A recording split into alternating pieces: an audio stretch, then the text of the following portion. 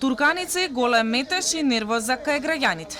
Ваква беше сликата во сите поликлиники во Скопје, каде започна вакцинацијата против ковид без закажани термини. Во Скопската поликлиника Јане Сандански, поради големи гужви, дури интервенирала и полицијата. Имам мака за да се вакцинирам, ама проблемот што не можам. Види колку народ има.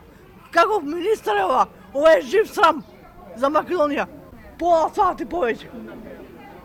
Прва доза, така? Прва доза. Чекаме за ред.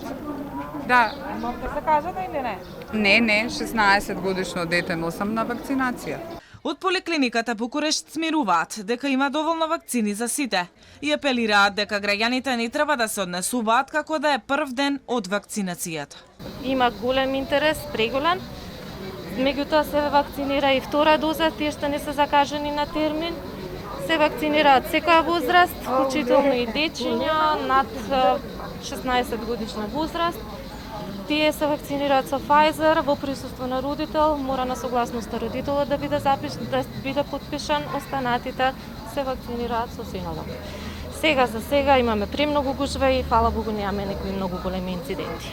Министерот Филипче рече дека гужвите се веројатно поради тоа што граѓаните сакаат во раните утрински часови да се вакцинираат. Најави и можно вклучување на армијата за да се направи ред за вакцинација. Мислам дека е добар систем да продолжиме без закажување за да биде што поголем интересот, доста пристапот граѓаните било кој дел во денот кога може да дојдат и да не бидат вратени да се вакцинираат. Така разговарам со директорите на сите здравствени домови да видиме како да се организира редот. Ние се уште имаме можност и се уште ги користиме ресурсите и на армијата, така да имаме механизми со кои што може да направиме таков ред. Ке видиме денешниот ден како ќе помине, па кај треба ќе интервенираме.